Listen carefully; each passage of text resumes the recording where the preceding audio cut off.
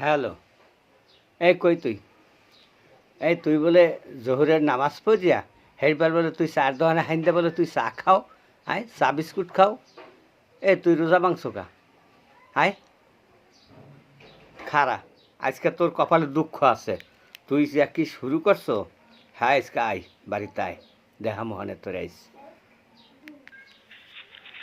হয় আব্বা মুই হয় যে রোজা ভাঙছি আপনি এটা কইছে কেডা দেখছে কেডা মুই দেখি।